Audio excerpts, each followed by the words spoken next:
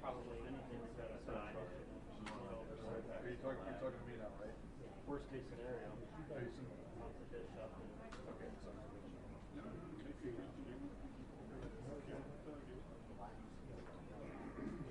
Plus the laptop in the truck might be upstairs.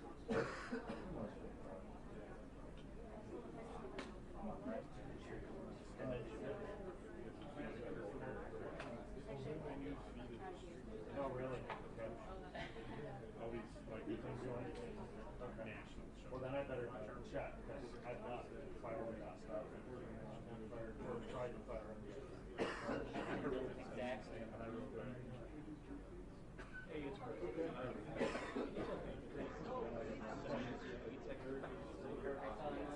for me. I put a smiley face. Oh, hopefully. Just let him know. And there are no receivers. And I'll look into that.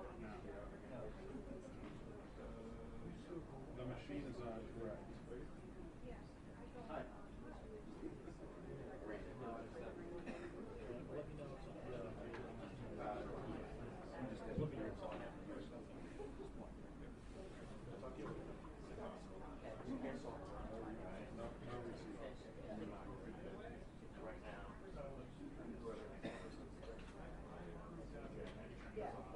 Ready, Andy? All right.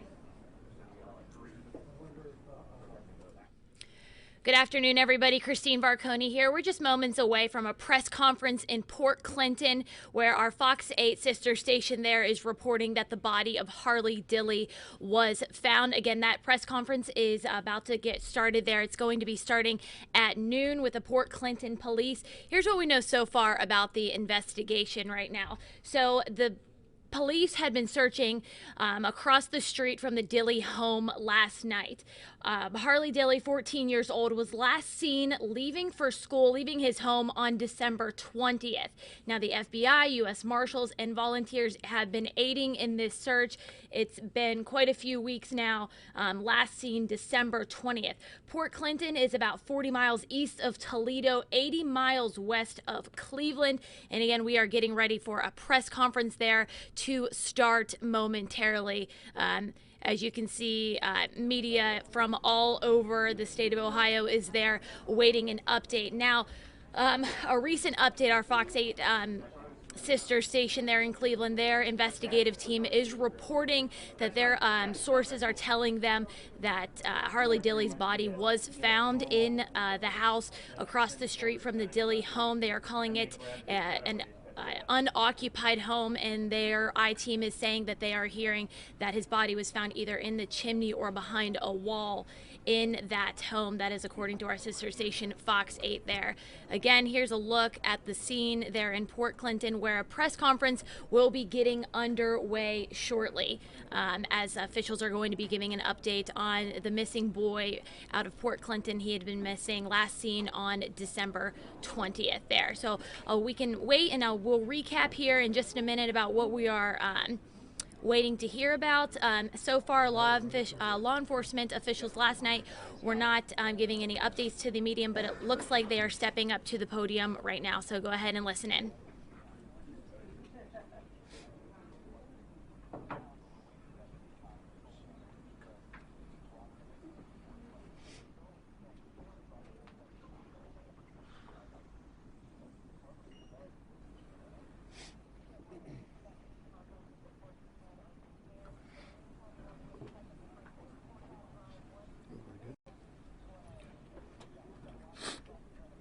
Good morning.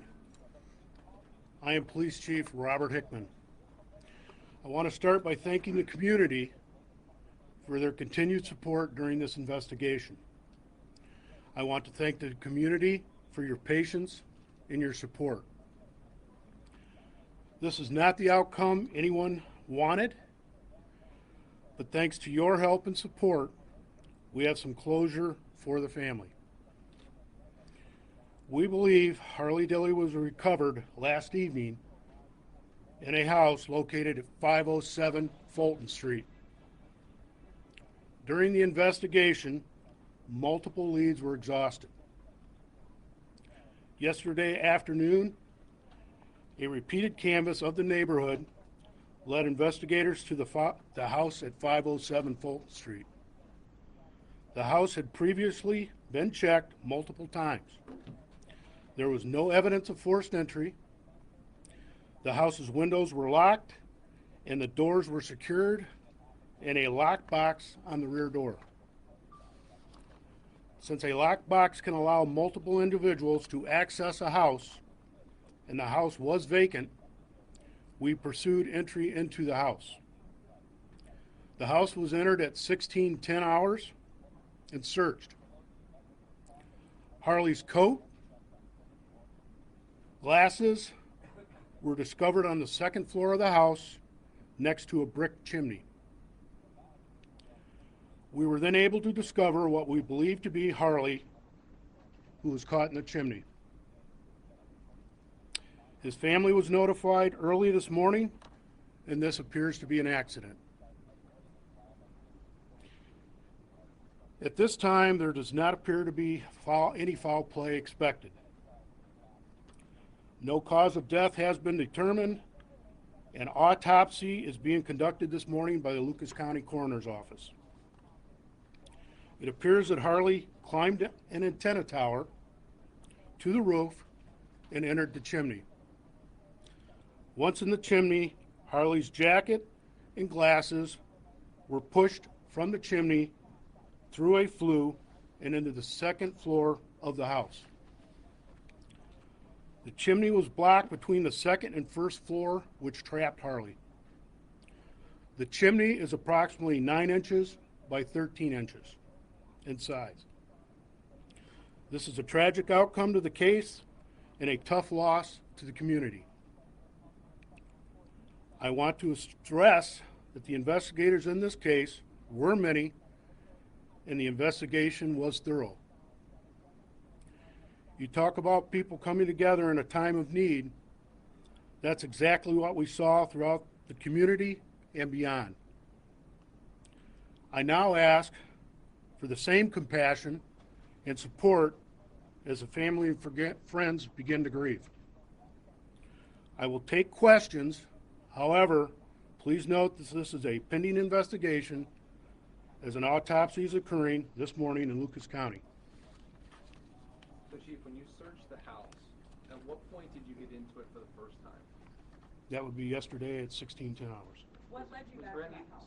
One at a time, please. Was there any discussion on going into the house in the last couple of weeks, into that particular house? Again, through the course of the beginning of the investigation, the house was secured. There were no signs of forced entry, and it was actually double locked. So nothing led us to believe that anybody was inside the house. Was there any thought of going inside any abandoned, unoccupied house in the community, whether they double locks, triple locks? Any house that was abandoned and unlocked, we checked with the owner and got permission to enter the house. What led you back to this house once more? Again, with any investigation, we start back from the beginning and just re-canvass everything that has already been checked. What led you upstairs? Once you got inside, kind of how'd you get up? Just making your way upstairs, or was there something that led you upstairs? We cleared the house first to make sure nobody was in there, and through that, once we got to the second floor, we noticed the coat and the glasses. Who owns the house? I'm sorry? Who owns the house? At this time, I've got no comment on that. So do you believe that he threw the jacket and the glasses down, or they fell down, or how do you think they got down? Right now, this is an ongoing investigation, and the coat and glasses were outside the flue of the chimney. How long do you believe Harley Dilly had been in that house? Again, I can't comment on that because we still have no determination from the coroner. Canine units were used the entire time that Carly has been missing from multiple agencies. Yes. Did those homeowners ever, in the last 4 weeks, ever come home and look around, or? No, it's a summer home that they're currently remodeling. Did the Dillys and the owners of that house have any sort of relationship? Not that I'm aware of. Are you aware of him ever being in the house? Not that I'm aware of. Is there any video that surveillance from that neighborhood that kind of led you guys back there, or any video evidence of him being near that house? The video surveillance that we got came from next to the house, and that's the photo we shared on our Facebook page. How many days after he was last seen was he reported to police? I'm sorry? How many days after he was last seen was he initially reported to police? How many minutes? Days. Days? I would say approximately 2. Is it still a working belief that that is Harley Dilly seen in that video surveillance picture from Friday morning? Yes. So can we go back to yesterday? How did the information begin yesterday? What led you to that house? Can you walk us through that? Well, again, I think I've answered it already. We were recanvassing the areas we've already searched, and we noticed the house. Everything was secured. We had no reason to believe anybody was in the house. There was no forced entry. It was deadbolted and locked. We had to get 2 keys to actually enter the house from the homeowner. And what spurred you yesterday to think of that place to get those 2 keys to open it? I've already answered that. Folks, I'm done for right now. Can you just share how tough this has been for you guys and all the agencies that's been involved? Because obviously community members were out there for hours, hoping for a good outcome. Obviously, it's not the case. How tough is that? I promised myself not to break down today. As you can tell everybody behind me, we have state, local, county, and federal agencies for the last 3 weeks involved in this investigation. It's not the outcome we wanted. The family has closure. That's about the best I can sum it up as. So, thank you very much, folks. What is the family's state of mind?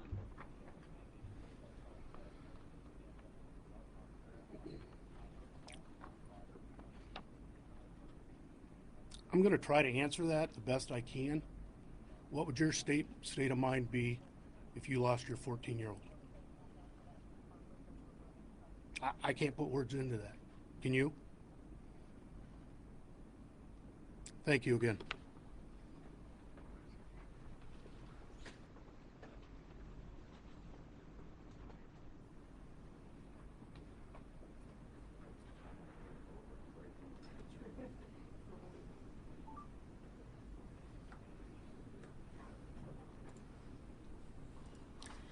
All right, it doesn't seem like anybody else will be coming to the podium there in Port Clinton. Just to recap what we have learned so far, authorities just gave an update on the Harley Dilly investigation, and what we learned, they said, again, to quote the chief there, not the outcome that they wanted. The police chief saying that Harley found in the chimney, and it does not appear to be any foul play involved, saying that it was an accident. The chief there, quite emotional, describing what they found there. I'm going to recap what he said there. He was found at the home across the street there. He says it was a summer home, an unoccupied home at 507 Fulton Street, very close to the Dilly home. Again, he says it appears to be an accident.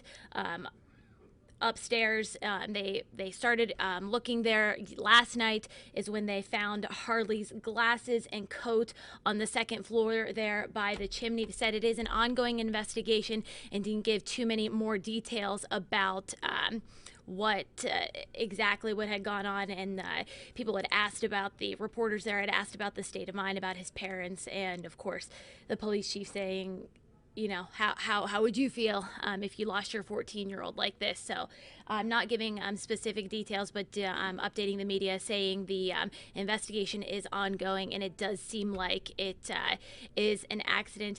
We're going to wrap up the live stream here. We'll have more tonight on NBC4, First at 4. We will have that for you at the very top, and we will be sure to let you guys know here online at NBC4i.com anything else that we are learning throughout the day. Thank you guys so much for watching, and be sure to tune in at First at 4 on television.